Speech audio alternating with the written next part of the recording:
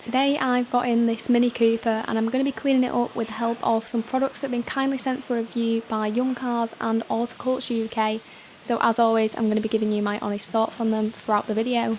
The first thing that I did on this car was apply Yum wheels and let it sit on there for a couple of minutes. This is a wheel cleaner with an iron fallout remover built in, and the aim here was to try and remove as much brake dust as possible contactlessly. On the tyres I went for Yum Undress, which is a very potent product. It managed to draw out loads of dirt and grime from these tyres, and on the second hit the foam was pretty much white. I have used this product quite a few times now and find that it does pretty much always work on that first hit.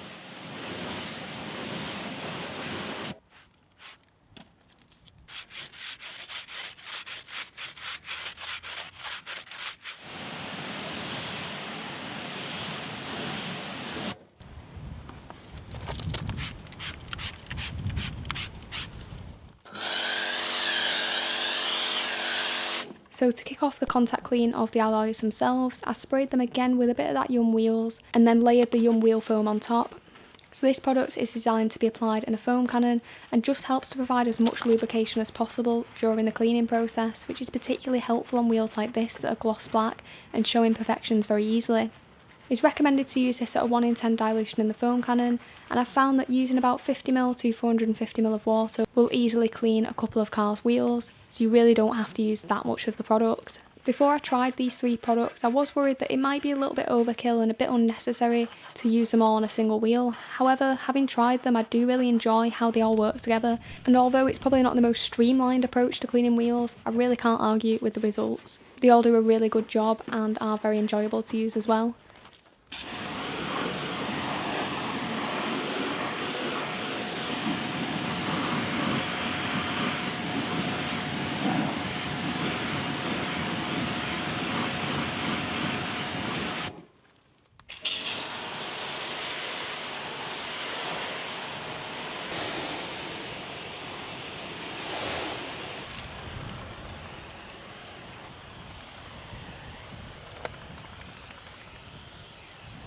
Once I cleaned the wheels, I then moved on to the door shuts and gave them a blast down to remove as much of the loose dirt as possible, and then followed that up with a 1 in 5 mixture of Yum Citrus in the IK sprayer.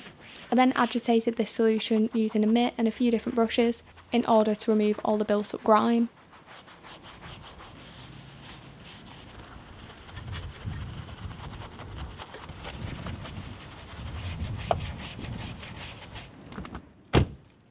As usual when I clean the door shuts, when I've finished up I do just like to close them and then run water through the panel gaps to flush away the product without risking soaking the interior with the pressure washer when trying to rinse some difficult to reach areas.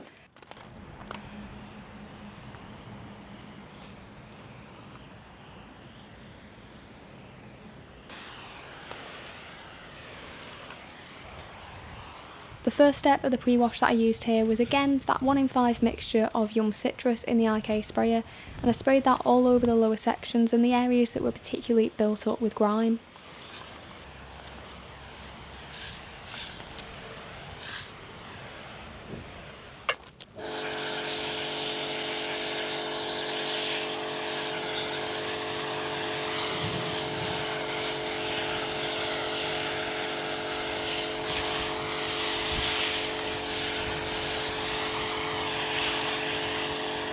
Once the citrus had been allowed to soak for a few minutes on its own, I then layered Yum foam over the top of this, and I use this at a 1 in 10 dilution in the foam cannon.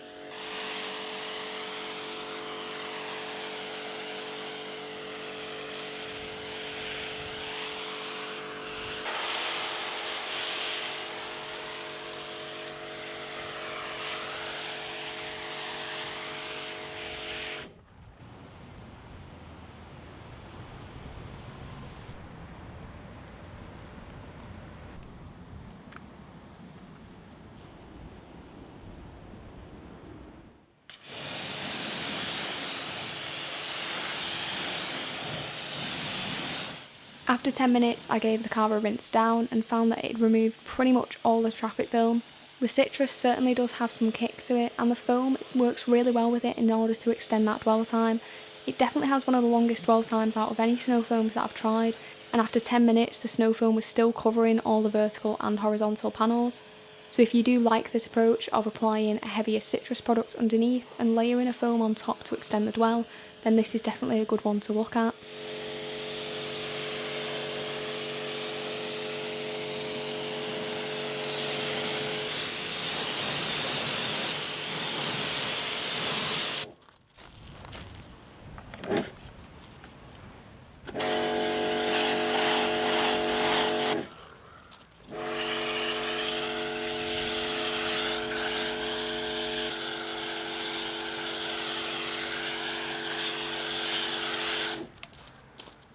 After I'd rinsed down the car, I then applied Yum Wash, which is their pH neutral pure shampoo, in the foam cannon at 1 in 10 dilution. I also sprayed some into the bucket, so I had some solution to dip the wash pad into. This is what I've found to be the safest method of contact washing, and it's actually the only way I contact wash my own car at the moment. The shampoo worked really well using this method and added loads of lubrication, so the contact wash felt very safe. I've found I can clean most cars using this method with about 300ml of total solution, so that's only about 30ml of shampoo, making it quite an economical product and method to use. I paired the shampoo using the Yum Wash Pad, which I really am enjoying using. They made a great choice and made it white, which means it's very easy to see if you pick up any dirt or debris, which again just helps to reduce the risk of inflicting scratches and swirl marks by making you aware if your wash pad is contaminated.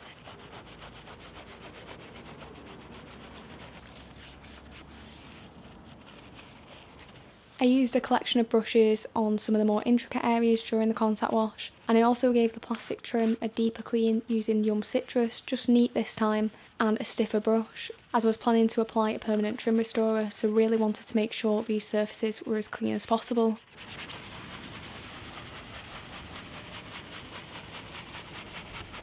After the contact wash, I gave the car a rinse down and dried it off, and then used a tar remover. So no iron fallout remover today as time was short, but the car did have some tar spots that needed tackling. Here I'm using this pre-release sample of the Horticulture UK bug and tar remover, and I found that this was quite a potent product.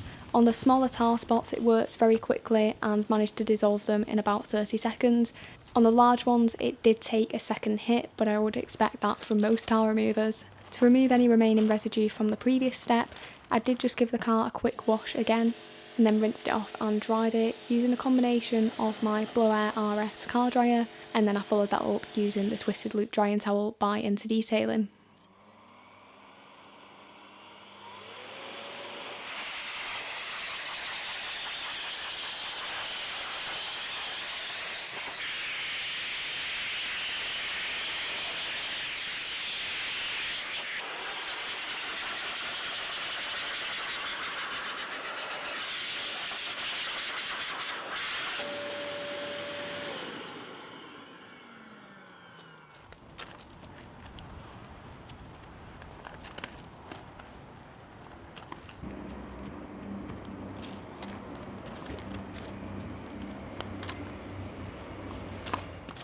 To prepare both the paintwork and the trim for the subsequent protection, I used CarPro Eraser to remove any remaining oils or residues that might interfere with the bonding process.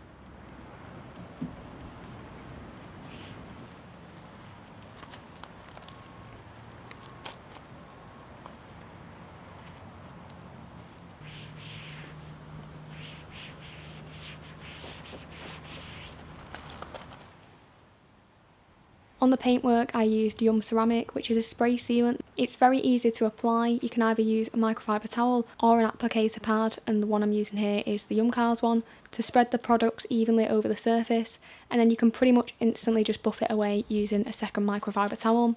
I find that a low pile one works best, so I was using the low pile side of the YumCars sealant and wax towel. I did actually apply this to another vehicle to test out the durability of it, and I noticed that it had really nice water behaviour on application. However, after around a month it did look like it needed topping up. It was still there, but it did look like it needed a boost. The product is supposed to last considerably longer than this, so potentially something went wrong during the preparation process, so I'm going to give it another try and see if I can get it to last a little bit longer. The application process is very quick and easy, so I won't really mind topping it up every couple of months, but hopefully I can get closer to that point with it.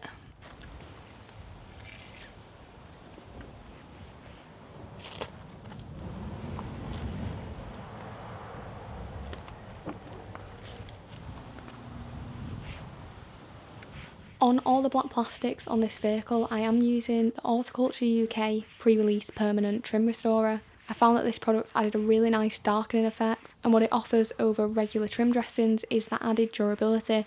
So this product is designed to last for 18 to 24 months. I think this is well worth doing on a vehicle like this that has so much trim, and it can cause the car to look older if it started to fade. And this product just prevents that and means that you don't have to apply a dressing every single wash or worry about it running in the rain. The application process was very straightforward. You just apply a little bit to the applicator pad, spread it evenly over the surface, and then wait around a minute before buffing with a microfiber cloth to remove any potential high spots, but I found that the finish was pretty even just using the applicator pad.